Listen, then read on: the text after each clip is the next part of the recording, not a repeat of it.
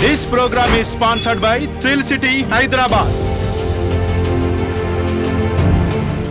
నమస్తే, welcome to 4 Sides TV. నేను మీ సంపత్ కుమార్. ముందుగా బులెటిన్లో హెడ్లైన్స్ చూద్దాం. హైదరాబాద్లో నకిలీ బంగారం ముఠా అరెస్ట్. గోల్డ్ కలర్ వేసి విక్రయించిన నిందితుడు.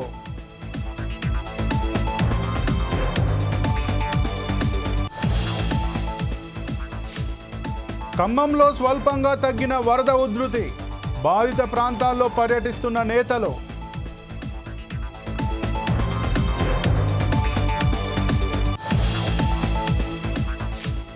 జనగామలో రేపటి నుంచి ఉర్సు ఉత్సవాలు. ఈ నెల 6వ తేదీ వరకు నిర్వహణ.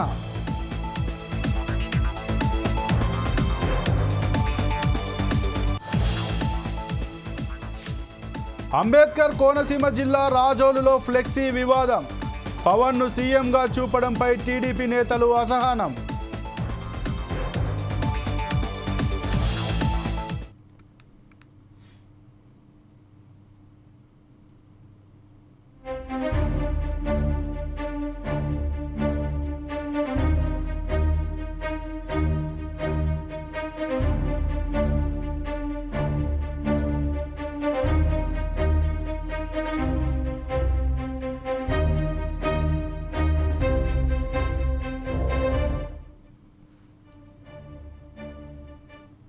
చిత్తూరు జిల్లా వీకోటలో క్రికెట్ ఆట ఉద్రిక్తతకు దారితీసింది. యువత క్రికెట్ ఆడుతూ ఉండగా జ్ఞానప్రసూన అనే మహిళకు బంతి తగిలింది. దీంతో ఆ యువతి గొడవకు దిగింది. ఆ మహిళ ఇంటిపై యువకులు మూకుమ్మడి దాడికి దిగారు. ఈ దాడిలో పలువురికి తీవ్ర గాయాలయ్యాయి. ఆ మహిళకు మద్దతుగా ఘటనా స్థలానికి బీజేపీ జిల్లా నాయకుడు రామచంద్రుడు చేరుకున్నారు. ఆయనపై కూడా ఆ యువకులు దాడి చేశారు. ఈ గొడవల్లో పరిస్థితి అదుపు చేయడానికి వచ్చిన పలమనేరు డీఎస్పీ ప్రభాకర్పై దాడికి పాల్పడ్డారు. దీంతో పోలీసులు 144 సెక్షన్ 30 పోలీస్ యాక్ట్ అమలు చేశారు. వీకోట పట్టణంలో బలగాలు భారీగా మోహరించాయి.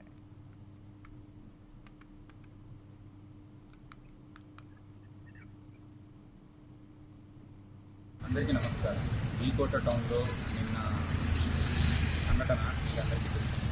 ఇందూరికి దర్శనం జరిగింది. ఒక చిన్న క్రికెట్ ఆడుకునే విషయంలో దాని బాల్ తగిలేసి. దీనిపై మరింత సమాచారం మా ప్రతినిధి చందు అందిస్తారు. చందు, చెప్పండి, అసలు గొడవ జరగడానికి కారణం ఏంటి? ఇప్పుడు అక్కడ పరిస్థితి ఎలా ఉంది? సంపత్, ఇక్కడ ప్రస్తుతానికే ఇక్కడ ఆ చిత్తూరు పలమనేరులో ఉరికితే వీకోట మండలంలోనే ఇప్పటికే ఉరితమయంగా ఏర్పడింది. గత నిన్నటి నుంచి ఎక్కువ జవన 4 గంటల వరకు ఈ పరిస్థితి రాళ్లతో చేసిన దారి. అక్కడ క్రికెట్ ఆడుతున్న ముస్లింస్ యొక్క వీధుల్లో క్రికెట్ ఆడుతున్నారు కొంతమంది యువకులు, ముస్లిం సోదరులు. అక్కడికి వెళ్తున్న హిందూ మహిళ దారిని నడుచు వెళ్తున్నారు. అక్కడ బంతి ఆమెకు తగలడం ఏంటంటే ఎందుకు తగిలిందని అక్కడ ఆమె ప్రశ్నార్థకంగా అడగడం జరిగింది. కానీ అక్కడి నుంచి ఉన్న ముస్లిం సోదరులు వెంటనే ఆ యొక్క మహిళ మీద దౌర్జన్యంగా అక్కడ గొడవ చేయడం జరిగింది. గొడవ జరిగిన వెంటనే ఆమె అక్కడికి పోలీస్ స్టేషన్ కూడా ఫిర్యాదు ఇవ్వడం జరిగింది. కానీ పోలీసు ఫిర్యాదు చెందిన సమయం లోపలే వెంటనే ఆ ముస్లిం సోదరులు వాళ్ళ బంధువుల మీద, ఆ హిందువు యొక్క స్త్రీ మీద, ఆ బంధువుల మీద, అందరి మీద ఒక్కసారిగా రాళ్లతో రూహించి దాడి చేయడం జరిగింది. అది ఈ యొక్క వీకోట మండలం మాత్రం ముస్లింస్ కి హిందువులకు భారీ ఎత్తున ఘర్షణ అయితే జరిగింది సంపత్. కానీ ప్రస్తుతానికి అక్కడ ఉన్న పరిస్థితిని చూస్తే అక్కడికి స్థానిక ఉన్న పోలీసు సంబంధించిన సిఐ గారు కానీ, స్థానిక డిఎస్పీ ప్రభాకర్ గారు కానీ రావడం జరిగింది. ఆ యొక్క ఘర్షణలో ఆ రావుల దువ్వకులతో వెంటనే డిఎస్పీ గారు కూడా తలకి బలంగా గాయం జరగడం జరిగింది. వెంటనే అక్కడ గాయం జరిగిన వెంటనే ఉన్న ఆయా వీకోటకు సంబంధించిన గవర్నమెంట్ హాస్పిటల్కి ఆ యొక్క డిఎస్పీ గారిని కూడా తీసుకుపోవడం జరిగింది సంపత్. అయితే ఈ గొడవ పట్ల అక్కడున్న బాధిత మహిళ కుటుంబ సభ్యులు కావచ్చు, ఆ బీజేపీ నాయకులు కావచ్చు, అక్కడ ఉన్న హిందూ సంఘాలు ఎలా రియాక్ట్ అవుతున్నాయి, వాళ్ళు ఎలా స్పందిస్తున్నారు? ఖచ్చితంగా దీన్ని పరిష్కరించాలి. వెంటనే వచ్చి అక్కడ డిఎస్పీకి జరిగిన ఈ సంఘటన వెంటనే అక్కడ ఉన్న స్థానిక ఉన్న ఐఏఎస్ ఆఫీసర్ అయిన కలెక్టర్ గారికి తరడం జరిగింది. వెంటనే అక్కడ ఘటనా స్థలానికి చేరిన ఐఏఎస్ అధికారి, ఆ కలెక్టర్ గారు వెంటనే అక్కడ ఉన్న ఎస్పీ గారు అందరూ వచ్చి అక్కడ ఉన్న వాళ్ళని సర్దిపెట్టడం జరిగింది. ఉదయం నుంచి ఇప్పటి వరకు కూడా 144 సెక్షన్ పెట్టి ఎవరు ఎక్కడ 2-3 కానీ ఖచ్చితంగా ఉంటే వాళ్ళ మీద 140 సెక్షన్ ఖచ్చితంగా తీసుకుంటున్నా కూడా చెప్పడం జరిగింది. వాళ్ళని ఖచ్చితంగా ఆ యొక్క వీడియోలో విజువల్స్ లో దౌర్జన్యానికి ప్రభుత్వ ఆస్తులకి ఎవరు నష్టం కలిగించారు వాళ్ళ మీద కఠినంగా చర్య తీసుకుంటామని కూడా ఎస్పీ గారు క్లారిటీగా చెప్పడం జరిగింది. జరిగింది. ఇక్కడ ఇదే విషయం మీద ఎవరైనా కూడా సోషల్ మీడియాలో కానీ గతంలో అదే విధంగా సోషల్ మీడియాలో కానీ వ్యతిరేకమైన ట్రోలింగ్స్ అవి చేస్తే కఠినంగా చర్య తీసుకుంటామని కూడా చెప్పారు. వాళ్ళకి ఎవరు ఆ గొడవకి కారణమైన వాళ్ళందరినీ విచారించి కఠినమైన చర్యలు తీసుకుని ప్రభుత్వం ద్వారా వాళ్ళకి నష్టపోయిన వాళ్ళకి ప్రతిదీ హస్తనష్టమైన కూడా ప్రభుత్వం చేత కల్పిస్తారని జిల్లా ఎస్పీ గారు కలెక్టర్ గారు చెప్పడం జరిగింది. సంపత్, అయితే ఈ దాడికి కారణమైనటువంటి నిందితులను పోలీసులు గుర్తించారా? గుర్తిస్తే వాళ్ళని అరెస్ట్ చేశారా? ఒకవేళ అరెస్ట్ చేస్తే ఎలాంటి కేసెస్ పెట్టే అవకాశం ఉంది? ఖచ్చితంగా వాళ్ళ మీద ఒక ప్రభుత్వ ఉద్యోగంలో కూడా ఒక ఉద్యోగం మీద ఖచ్చితంగా వాళ్ళు రాళ్లతో తీసుకునడం చొచ్చడం చాలా కష్టమైన క్లిప్తమైన ఉంది కాబట్టి అది ఖచ్చితంగా 307 కానీ 324(7) అని కూడా సెక్షన్ కూడా అక్కడ కట్టాలని కూడా కొంతమంది హిందూ మతం నాయకులు బీజేపీ నాయకులు కూడా వాళ్ళు ఆ యొక్క సభ అక్కడ జరగడం జరుగుతుంది. వెంటనే వాళ్ళ మీద కఠినమైన చర్యలు అయితే తీసుకోవడం అయితే ఖాయమని కూడా ఎస్పీ గారు చెప్తున్నారు. వాళ్ళకి ఎట్లాంటి విధాలుగా ప్రభుత్వ ఉద్యోగుల మీద వాళ్ళు డ్యూటీల మీద వాళ్ళు చేసుకోబోతే రాళ్లతో రూల్తో చేస్తున్న విషయాన్ని చిన్న విషయాన్ని వచ్చి పెద్ద విషయం చేసి దీన్ని రాష్ట్ర విధంగా చేస్తారేమని ఒక భయాలు అంటున్నారు. కానీ అందువల్లనే 144 సెక్షన్ కూడా పెట్టడం సంపత్ ఖచ్చితంగా అయితే వీళ్ళకి మాత్రం శిక్షపూర్వకంగా ఉంటుందని చెప్పాడు. ఈ యొక్క వీడియోలోంచి వచ్చిన కొంతమంది ఆ వీడియోలు తీసి వైరల్ చేస్తున్నారు. ఆ వీడియోలో ఎవరు రాళ్ళతో చేస్తున్నారు, ఎట్లా జరిగింది ఆ సంఘటన, ఎందుకు జరిగింది, శూన్యంగా దాన్ని విషయాన్ని తెలుసుకొని వెంటనే ఎస్పీ గారి మీద కఠినమైన చర్య తీసుకుంటానని కూడా చెప్పడం జరిగింది. సంపత్, ఓకే చందు, ఇప్పుడు వీకోట పట్టణంలో ప్రస్తుత పరిస్థితి ఎలా ఉంది? అక్కడ పోలీసులు శాంతి భద్రతల కోసం ఎలాంటి చర్యలు తీసుకున్నారు? ఇప్పుడు ప్రస్తుతానికైతే అక్కడ మొత్తం దుకాణాలు మొత్తం బంద్ చేసేసారు. ఎక్కడ అయినా కూడా ప్రతి ఒక 1 కిలోమీటర్కి 1/2 కిలోమీటర్కి 2-3 కానిస్టేబుల్ని పెట్టించి ఎక్కడైనా 2-3 దిగితే వెంటనే వాళ్ళ మీద చర్య తీసుకుంటామని కూడా చెప్పారు. వాళ్ళు ఇప్పటి వరకే మైకులతో కూడా ముస్లిం సోదరులకు కానీ హిందువులకు కానీ ఏమాత్రం దావు తీయలేకుండా అందరికీ సదరమైన చట్టం ఎలా ఉంటుందో అదే విధంగా ఏర్పాటు చేసి శాంతి భద్రతతో కాపాడతామని అక్కడ పోలీస్ వ్యవస్థలు కూడా చెప్పడం జరిగింది. కానీ ఇక్కడ ప్రత్యక్షంగా ఏం జరిగిందంటే పోలీసుల మీద రాళ్లతో దాడి జరగడం ప్రత్యక్షంగా నిఘా తీసుకున్నారు. ఈ సంఘటన ఎంతో ఇప్పటి వరకే రాష్ట్రంలోనే అన్ని మూలకాలు కూడా తెలవడం జరిగింది. దీని మీద అనేకమైన సంఘటనలు ఇప్పుడున్న హిందూకు సంబంధించిన సంఘటనలకు సంబంధించిన నాయకులు కానీ బీజేపీ నాయకులు కానీ దీన్ని పెద్ద ఎత్తున ధర్నా చేయడానికి సిద్ధపడుతున్నారు. Okay, thank you Chandu.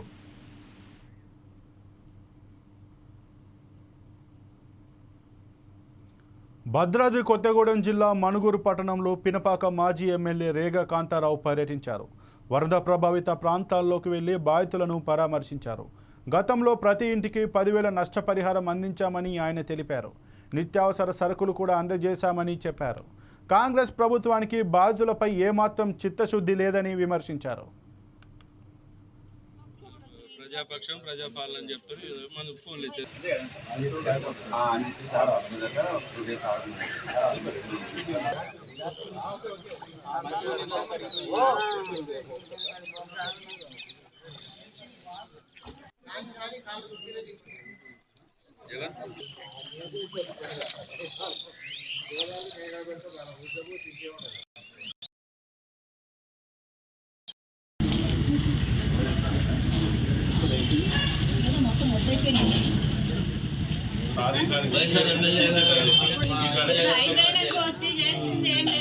వర్షాలు పడుతున్నాయి, జాగ్రత్తగా ఉండండి చదువుతున్నారు.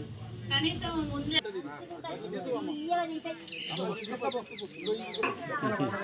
గెలిచినాక ఇంకా ఏం అవసరం ఉండదు. అటువంటి నాయకులు ఎన్నుకున్నాం. అదేవిధంగా 9 మంది ఎమ్మెల్యేలు ఇచ్చిర్రు.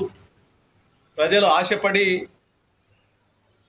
9 మంది ఎమ్మెల్యేలను ఇచ్చి 3 మంత్రులను చేస్తే మరి ఒక్కరు కూడా కనీసం వరదలు వచ్చినటువంటి సమయంలో మేమంతా కూడా గమనిస్తూ ఉన్నాం, ఏం జరుగుద్ది, ఏం చేస్తూ ఉన్నారు వీరని చెప్పేసి. అప్పటికి మేము సోషల్ మీడియా ద్వారా ఈ ప్రభుత్వాన్ని డిమాండ్ చేస్తూ ఉన్నాం, ప్రజలు అప్రమత్తత ఉండాలని చెప్పేసి.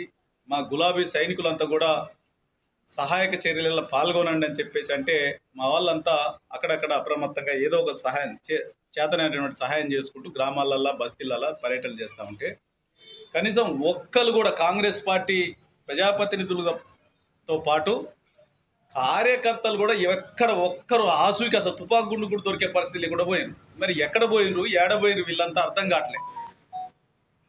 మరి అదే అనేక దఫలుగా గత పాలనలో వచ్చినటువంటి వరదల సమయంలో ప్రజాప్రతినిధులతో పాటు ప్రజాప్రతినిధులలో మంత్రులు, ముఖ్యమంత్రి సైతం నేరుగా హైదరాబాద్ నుండి మరి దారి పొడవున మొత్తం 300 కిలోమీటర్లు కనీసం వచ్చి భద్రాచలం వరకు వచ్చి స్వయంగా పరిశీలించి నష్టపోయినటువంటి తీవ్రతని గమనించి ఆనాడు ప్రతి కుటుంబానికి 25 కేజీల బియ్యం, 10,000 రూపాయల నగదుతో పాటు 3 నెలల పాటు కూడా భత్యం ఇచ్చినటువంటి పరిస్థితి. కనీసం వాళ్ళు సహాయం చేయకపోతే చేయకపోయారు, కానీ ప్రజలకి అసలు మనోధైర్యాన్ని ఇచ్చేటువంటి పరిస్థితే లేరు. అసలు ఒక్కరు కంటికి కనిపి అసలు కాంగ్రెస్ కార్యకర్త అనేటువంటి కంటికే కనపడకుండా పోయారు. మరి వీళ్ళంతా ఎడిపోయినట్టు ఏమైనట్టు? వీళ్ళంతా ఓన్లీ కుర్చీ కోసం తప్ప బాధ్యత లేనటువంటి వాళ్ళు ముద్దు నిద్రలో ఉన్నారు వీళ్ళంతా.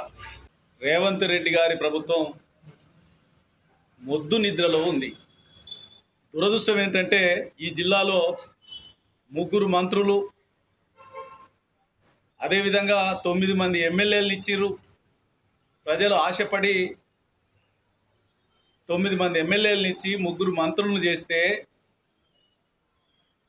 మరి ఒక్కరు కూడా కనీసం వరదలు వచ్చినటువంటి సమయంలో మేమంతా కూడా గమనిస్తూ ఉన్నాం, ఏం జరుగుద్ది, ఏం చేస్తూ ఉన్నారు వీరని చెప్పేసి. అప్పటికి మేము సోషల్ మీడియా ద్వారా ఈ ప్రభుత్వాన్ని డిమాండ్ చేస్తూ ఉన్నాం, ప్రజలు అప్రమత్తత ఉండాలని చెప్పేసి. మా గులాబీ సైనికులంతా కూడా సహాయక చర్యలలో పాల్గొనండి అని చెప్పేసి అంటే మా వాళ్ళంతా అక్కడక్కడ అప్రమత్తంగా ఏదో ఒక సహాయం చేతనైనటువంటి సహాయం చేసుకుంటూ గ్రామాలల్లో బస్తీలలో పర్యటన చేస్తూ ఉంటే కనీసం ఒక్కరు కూడా కాంగ్రెస్ పార్టీ ప్రజాప్రతినిధులతో పాటు కార్యకర్తలు కూడా ఒక్కరు ఆసుకి అసలు తుపాకు గుండు కూడా దొరికే పరిస్థితి కూడా పోయింది. మరి ఎక్కడ పోయిండ్రు? హైడ్రా పనితీరుపై కార్పొరేటర్ రాగుల వెంకటేశ్వరరెడ్డి ప్రశంసలు కురిపించారు. హైదరాబాద్ పరిరక్షణకు నియమించిన హైడ్రా బేష్ అని అన్నారు. వనస్థలిపురం డివిజన్ను ముప్పు రహిత ప్రాంతంగా తీర్చిదిద్దామని తెలిపారు. లోతట్టు ప్రాంతాలైన Christian colony, Janapriya homes, Gunti Jangaiah, Abhyudaya Nagar కాలనీలకు వరద ముప్పు తప్పిందని చెప్పారు. అభివృద్ధి అంటే ఫ్లైఓవర్లు నిర్మించడం మాత్రమే కాదని, క్షేత్రస్థాయిలో ప్రజల సమస్యలను పరిష్కరించాలని ఆయన అన్నారు. రాబోయే రోజులలో ఆ బఫర్ జోన్ బోర్డులు పెట్టి, ఆ ఎఫ్టీఎల్ వచ్చే బోర్డు పెట్టి ఖచ్చితంగా రాబోయే తరాలకు, ఎందుకంటే అమెరికాలో చదువుకుంటున్నారు పిల్లలు, ఇక్కడ కూడా సాఫ్ట్వేర్ జాబ్ చేస్తున్నారు, వాళ్ళకి బఫర్ జోన్ అంటే తెలియదు, తర్వాత ఎఫ్టీఎల్ అంటే తెలియదు. గుడ్డిగా ఈ రేటుకి ఇక్కడ ప్లాట్లు వస్తున్నాయంటే మంచి ఏరియా అని కొన్ని మోసపోతున్నారు. కాబట్టి రాబోయే రోజులలో రేవంత్ రెడ్డి గారు ఎందుకు తీసుకున్నారో వాస్తవంగా మనకు తెలియదు, కానీ వాస్తవంగా జెన్యూన్గా ఇది తీసుకున్న దానికి వారికి నిజంగా ఆర్థికంగా నేను హార్ట్ఫుల్గా కంగ్రాచులేషన్ చెప్తున్నా ముఖ్యమంత్రి గారికి. ఎందుకంటే 1,30,00,000 మంది నివసిస్తున్నటువంటి హైదరాబాద్లో 33% తెలంగాణ పాపులేషన్ హైదరాబాద్లో నివసిస్తుండ్రు. ఆ 33% పాపులేషన్కు పని చేయకపోతే రేపు రాబోయే రోజులలో, రేపు రాబోయే తరానికి ఏం సందేశం ఇచ్చి హైదరాబాదు కాంక్రీట్ జంగల్ అయిపోయింది ఇప్పటికే. రేపు ఇంకో 5-6 సంవత్సరాలు నాకు తెలిసి డ్రైనేజ్ ఇప్పుడు కూడా మీరు చూస్తున్నారు, గతంలో వేసిన డ్రైనేజ్ తప్ప కొత్తగా వేసిన డ్రైనేజీలు లేవు. ఫ్లైఓవర్లు కట్టారు కానీ అదే డ్రైనేజీల మీద శ్రద్ధ పెట్టలేదు లాస్ట్ గవర్నమెంట్. ఫ్లైఓవర్లు కట్టినంత మాత్రాన ఇంటి ముందల డ్రైనేజీ బాగుంటేనే, నల్లాలు బాగుంటేనే, నాలాలు బాగుంటేనే ఈ ఫ్లడ్స్ ఎఫెక్ట్ కాకుండా ఉంటుంది. ఏ ఫ్లైఓవర్ అయినా ఎక్కుతాడు. ఇంటికాన్నే బాగాలేకుండా ఇంటి ముందర నీళ్ళు వస్తే పోయి ఫ్లైఓవర్ ఎక్కడు. కాబట్టి ప్రజలకు అందరికి కూడా మౌలిక సదుపాయాలు కల్పించిన తర్వాతనే మిగతా వర్కులు చేస్తే బాగుంటుందని రేవంత్ రెడ్డి గారు తీసుకున్న నిర్ణయం. హైడ్రా అది నిజంగా చెప్పాలంటే పెద్దవాళ్ళు విమర్శిస్తుండొచ్చు, పెద్దవాళ్ళని గుల్లగొడతారా, చిన్నవాళ్ళని గుల్లగొడతారా అనే దానికి ఏకైక సమాధానం ఎన్ కన్వెన్షన్. ఈరోజు మళ్ళీ కూడా కట్టకుండా నేలమట్టం చేసిన చరిత్ర ఏకైక ముఖ్యమంత్రి ఈరోజు ఈ ఉమ్మడి ఆంధ్రప్రదేశ్లో. మనం స్వాతంత్రం వచ్చినప్పటి నుంచి తీసుకుంటే ఇప్పటి వరకు ఏ ముఖ్యమంత్రి కూడా హైదరాబాద్ వాసుల కోసం, హైదరాబాద్ ప్రజల కోసం ఇంత త్యాగం చేయలేదు. పత్రికా విలేకరుల ఆఫీసులు భయపడేది. 2 రోజుల నుండి ఇంత భారీ వర్షాలు పడుతున్నాయి, ఎక్కడ కూడా ప్రాణ నష్టం జరగకుండా జరిగినటువంటి చరిత్ర ఇప్పటి వరకు 30 ఏళ్లలో లేదు. ఈరోజు నిన్న నుండి చూస్తున్నారు, నిన్న మార్నింగ్ నుండి ఈ రోజు వరకు ఎక్కడైనా పడరాని టీవీ అయినా, పడొచ్చే టీవీ అయినా, రేవంత్ రెడ్డి గారి టీవీ కాకుండా ఏ ఒక్కరు ప్రాణ నష్టం అయినట్టు ఎక్కడన్నా చూస్తున్నారా? అందరు అధికారులు గ్రేట్ఫుల్. ఏదంటే ప్రతి అధికారి రోడ్డు మీదకి వచ్చి, రేవంత్ రెడ్డి ఇంక్లూడ్ అందరు కూడా నిన్న రాత్రి 1 వరకు సెక్రటరీలో కూర్చొని మంత్రుల్ని పిలుచుకొని దీని మీద మొత్తం టెలికాన్ఫరెన్స్ పెట్టి పనిచేయించినటువంటి ఏకైక ముఖ్యమంత్రి ఈరోజు రేవంత్ రెడ్డి గారు కాబట్టి మనకు కూడా రాబోయే రోజులలో వనస్థలిపురం డివిజన్కు బ్రహ్మాండంగా డెవలప్మెంట్ జరుగుతుంది. రేపు రాబోయే రోజులలో ఆ బఫర్ జోను బోర్డులు పెట్టి ఆ FTL. హైదరాబాద్లో నకిలీ బంగారం ముఠాను ఉప్పల్ పోలీసులు పట్టుకున్నారు. దుబాయ్ నుంచి తక్కువ ధరకు బంగారం వస్తుందని మభ్యపెట్టి గోల్డ్ కలర్ వేసి విక్రయిస్తున్న నిందితులను పోలీసులు అదుపులోకి తీసుకున్నారు. సరూర్ నగర్కు చెందిన బాధితుడు నరేందర్కు శాంపిల్గా బంగారం ఇచ్చి పరీక్ష చేయించారు నిందితులు. ఒరిజినల్ అని నమ్మిన నరేందర్ 8,95,000 రూపాయలు ఇచ్చి 2 బంగారు బిస్కెట్లను తీసుకున్నాడు. అవి ఫేక్ అని తేలడంతో పోలీసులను ఆశ్రయించాడు.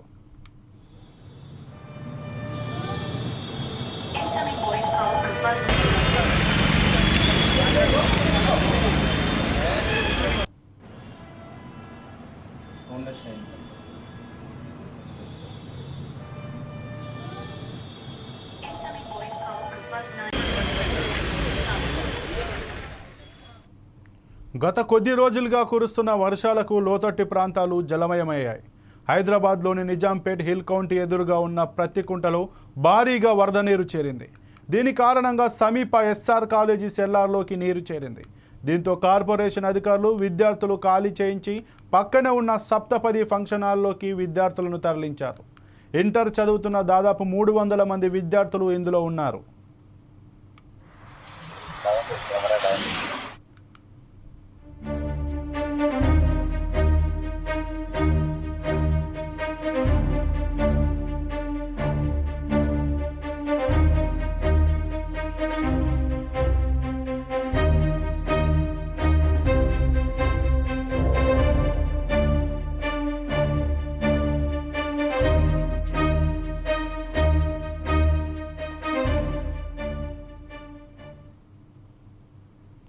అంబేద్కర్ కోనసీమ జిల్లా రాజోలులో ఫ్లెక్సీ వివాదానికి దారితీసింది. డిప్యూటీ సీఎం పవన్ కళ్యాణ్ పుట్టినరోజు సందర్భంగా ఓ కార్యకర్త సీఎం అంటూ ఫ్లెక్సీని ఏర్పాటు చేశాడు. దీంతో టీడీపీ నేతలు అభ్యంతరం వ్యక్తం చేశారు. ఎమ్మెల్యే దేవవరప్రసాద్ దృష్టికి విషయాన్ని తీసుకెళ్లారు. కూటమి నేతలంతా అన్నదమ్ముల వలె వ్యవహరించాలని ఎమ్మెల్యే సూచించారు. ఎమ్మెల్యే స్వయంగా ముఖ్యమంత్రి అనే పదం ముందు ఉప అని జోడించారు. దీంతో గొడవ సద్దుమణిగింది.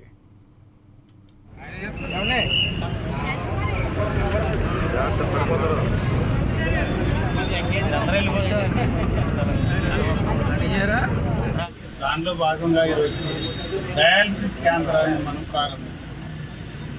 ఇక్కడ ఒక చిన్న వస్తువు అదేమిటంటే ఇక్కడ వేసే పోస్టర్లో పవన్ కళ్యాణ్ గారికి ఉప ముఖ్యమంత్రి అని రాయటానికి బదులు ముఖ్యమంత్రి అని మిస్టేక్ రాద్దామని చెప్తాం.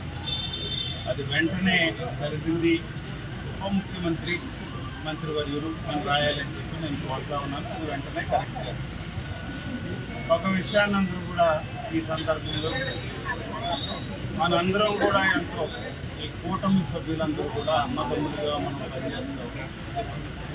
మాకు మొదట కాదు, ఇప్పుడు చాలా రోజులుగా ఎలక్షన్ ముందు చూసినట్టయితే మనం ఎంతో సన్నిహితంగా కలిసికట్టుగా పనిచేస్తాం. ఎలక్షన్ని చాలా భారీ స్థాయిలకి ఒక విజయ టంకాన్ని మోగించిన ప్రతిభ అంతే, ఎంతో పెద్ద మెజార్టీని తీసుకొచ్చిన ప్రతిభ అంతే. అలాంటి సందర్భంలో ఈ రోజున చిన్న మిస్టేక్లు జరుగుతున్నట్టు తప్పనిసరిగా సరిదిద్దుకోవాల్సిన బాధ్యత అన్నదమ్ములుగా మన.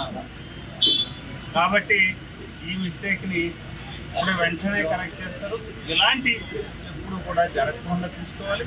తర్వాత రెండవది, చిన్న విషయాల్ని పెద్ద చేయడానికి మన ప్రతిపక్షం ఏదైతే ఉందో వారు విశ్వ ప్రయత్నం చేస్తారు.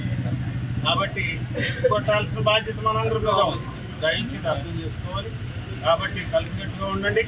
అందరూ కూడా మనం మిత్రులమే, అందరూ కూడా అన్నదమ్ములమే, కలిసి పనిచేసుకుంటున్నాం, కలిసి వ్యవహారం చేస్తున్నాం, కలిసి ప్రభుత్వాన్ని ఆ పెద్ద అయిన చంద్రబాబు నాయుడు గారి వారి సారథ్యంలో నడుపుకుంటా ఉన్నాం. వారికి చేదోడు వాదోడుగా మన ఉప ముఖ్యమంత్రి వర్యులు ఈ ప్రభుత్వాన్ని నడుపుతా ఉన్నారు. కళ్యాణ్ గారు భద్రాద్రి కొత్తగూడెం జిల్లా పినపాక నియోజకవర్గంలో ఎమ్మెల్యే పాయం వెంకటేశ్వర్లు పర్యటించారు. వరదల కారణంగా మృతి చెందిన వారి కుటుంబాలకు ఆయన పరామర్శించారు. వరద బాధితులకు జిల్లా కలెక్టర్తో కలిసి ఎమ్మెల్యే 15 లక్షల చెక్కులు పంపిణీ చేశారు. బాధిత కుటుంబాలకు ప్రభుత్వం అండగా ఉంటుందని భరోసానిచ్చారు.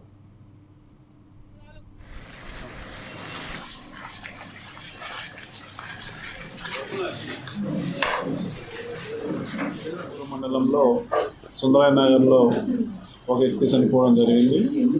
అశ్వాపురం మండలంలో వెంకటాపురం గ్రామంలో 2 వ్యక్తులు చనిపోవడం జరిగింది.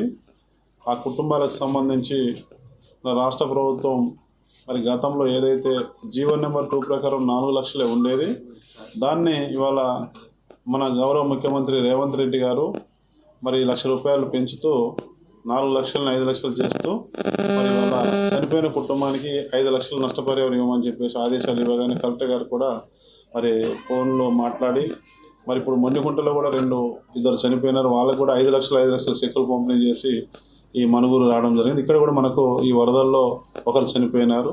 దానికి కూడా ఇప్పుడు మీ అందరి సమక్షంలో ₹5 లక్షల చెక్కు పంపిణీ చేయడం జరిగింది. చనిపోయిన కుటుంబానికి ప్రభుత్వం తరపున ఇచ్చే సహాయం మరి ఆ రకంగా మరి వెంటనే స్పందించి మరి వరదల్లో అకాల వర్షాలు నా పుట్టినప్పటి నుంచి కూడా నేను చూడలేదు ఇంత వరద. మరి వాళ్ళ ప్రకృతి కోపంతో మరి వాళ్ళ ప్రళయంలాగా మన మనుగురు పట్టణం మీద మన పినప అక్షాపురంలో పడ్డం అనేది బాధాకరమైనప్పటికీ చనిపోయింది కూడా బాధాకరం మనందరికీ. అయినా కూడా ప్రభుత్వం ఇవాళ ముఖ్యమంత్రి గారు వెంటనే స్పందించి లేట్ కాకుండా, గతంలో లేట్ అయ్యే పరిస్థితులు ఉండేది కానీ లేట్ కాకుండా వెంటనే స్పందించి మరి కలెక్టర్ గారు మెసేజ్ ఇచ్చినారు, మేము మెసేజ్ ఇచ్చినాం. మరి దీన్ని ₹5 లక్షల ఇంత త్వరగా అందజేయడం అనేది మరి ముఖ్యమంత్రి గారికి కూడా నేను మరి ప్రత్యేకంగా ధన్యవాదాలు తెలియజేస్తా ఉన్నా. నా ఒకటే విజ్ఞప్తి ఉంది. ఈ 3 ఎవరైనా ఇప్పుడు వరదలో చనిపోయారు, అట్లా మళ్ళీ సంఘటనలు జరగొద్దు అని మా విజ్ఞప్తి ఏముందంటే, దయచేసి మేము అందరికీ సమాచారం తెలియజేస్తాము. ప్రెస్ మీడియా మన జిల్లాలో చాలా యాక్టివ్ ఉంది. వాళ్ళు కూడా చాలా వెంటనే వాళ్ళకి అందరికీ ఇస్తారు. అసలు 5 మినిట్స్లో సమాచారం అందరికీ వెళ్ళిపోతుంది. కానీ ఏమవుతుందంటే అది నమ్మకుండా పొలాలకి పోవడం, వాగులు దాటడం, దానివల్ల ఏమవుతుందంటే 2-3 కోసం అందరూ ఆగమైపోతారు. సో నా విజ్ఞప్తి ఏముందంటే, మేము ఇచ్చిన సూచనలు దయచేసి అందరూ పాటించాలి. ఇట్లా వర్షం ఇంకా మనం చూస్తూ ఉన్నాం, ఇట్లా చాలా పడతా ఉంటుంది. కాబట్టి ఆ రోజైనా మా విజ్ఞప్తి మన్నించి మీరు పొలాలకి వెళ్ళడం అది అవాయిడ్ చేయాలి. ఇప్పుడు మనకి ఎల్లంపల్లి నుంచి నీటి వదిలేయడం జరుగుతుంది. 6 lakhs క్యూసెక్స్ వస్తూ ఉంది. సో మనకి లెక్క పెడితే రేపు గోదావరి ప్రాంతంలో లెవెల్ పెరుగుతుంది. ఇప్పుడు 26 ఫీట్కి ఉంది గోదావరి, అది వెంటనే 10-20 ఫీట్ జంప్ అవుతుంది. సో అందుకే మీడియా ద్వారా సమాచారం వస్తే దయచేసి ఎవరు కూడా వయసున్న మనుషులకి పొలం కాడ అది వెళ్ళే అలవాటు ఉంటుంది, వాళ్ళకి దయచేసి ఆపేయండి. సిబ్బంది వెంటనే మీకు రెస్పాన్స్ ఇస్తుంది. ఈ మొన్న వచ్చినటువంటి భారీ వర్షాల కారణంగా ఈ పెనుపాక నియోజకవర్గం మనుగూరు మండలంలో సుందరయ్య నగర్లో ఒక వ్యక్తి చనిపోవడం జరిగింది. జనగామలో ఉర్సుత్సవాలు ఈ నెల 4 నుంచి 6వ తేదీ వరకు నిర్వహించనున్నారు. దీనికి ఇప్పటికే ఏర్పాట్లు చేశారు. ప్రతి ఏడాది అంగరంగ వైభవంగా ఈ కార్యక్రమాలను చేస్తారు.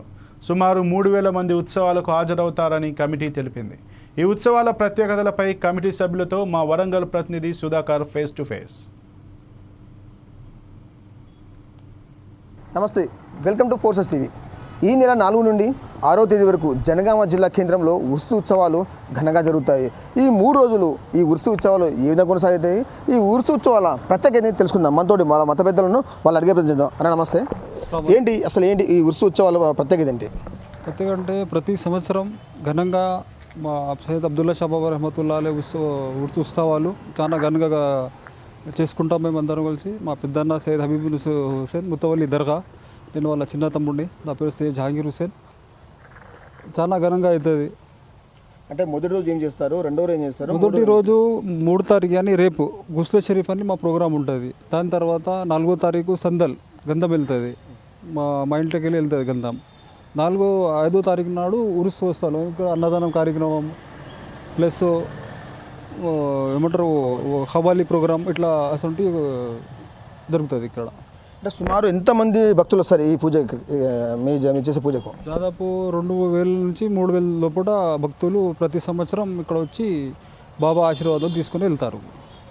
అంటే ఈ పూజలు చేసేటప్పుడు మీరు తీసుకున్న నియమాలు ఏంటి, అసలు ఎటువంటి పూజలు చేస్తారు మీరు? పూజలు అంటే ఇక్కడ సలాం జరుగుతుంది, చాలా కనుక సలాం చదువుతాం, పూజలు అవుతాయి. ప్రతి ఒక్క ఏమంటారు बीमार जैसे लोग बीमार है उनके लिए दुआ होती और गरीब लोगों को जो है ना खाने का इंतज़ाम रहता.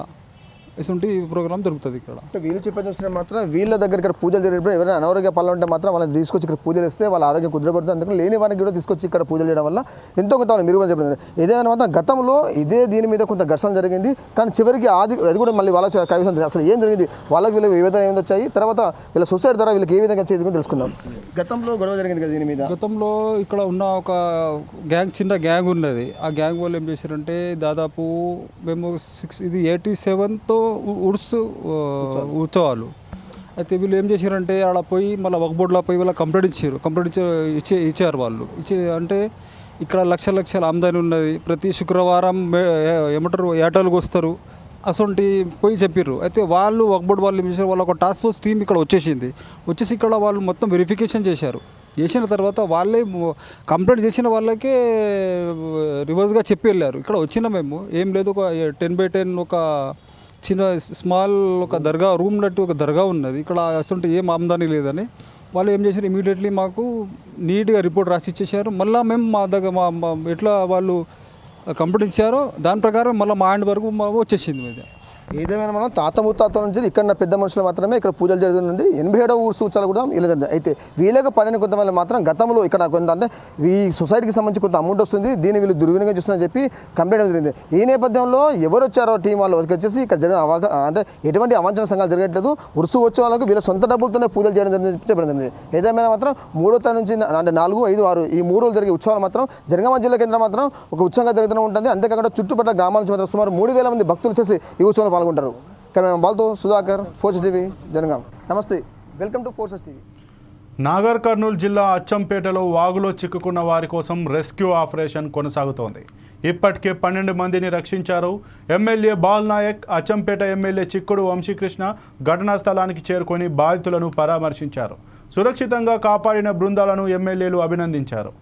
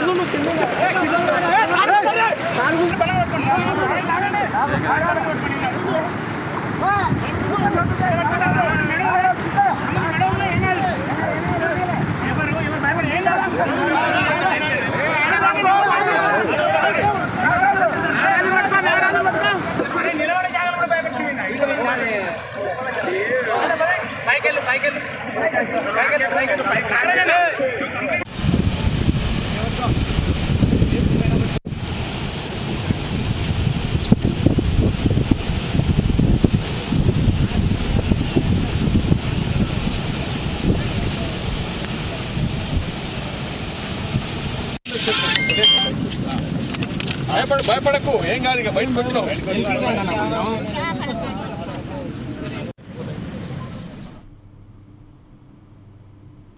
గోదావరి వరద ఉధృతిని జయశంకర్ భూపాలపల్లి జిల్లా కలెక్టర్ రాహుల్ శర్మ పరిశీలించారు. ముంపు ప్రాంతాల ప్రజలను అప్రమత్తం చేయాలని అధికారులను ఆదేశించారు. ముంపు గ్రామమైన పుస్కుపల్లిని కలెక్టర్ సందర్శించి స్థానికులతో మాట్లాడారు.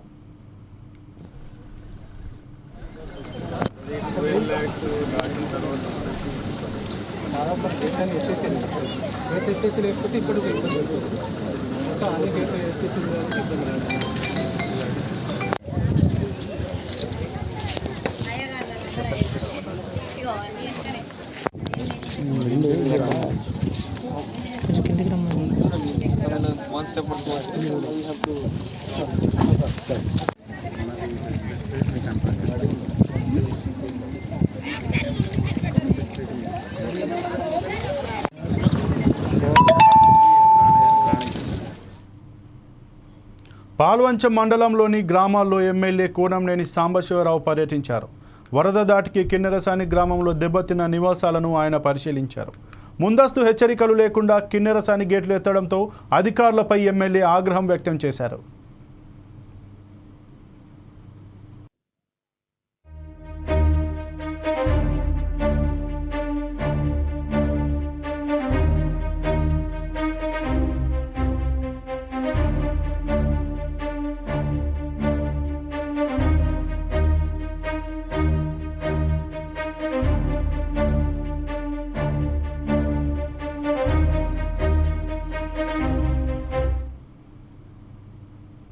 ఇక ఇవి ఇప్పటివరకు బులెటిన్లో ఉన్న అప్డేట్స్. మరిన్ని అప్డేట్స్ కోసం చూస్తూనే ఉండండి 4 Sides TV.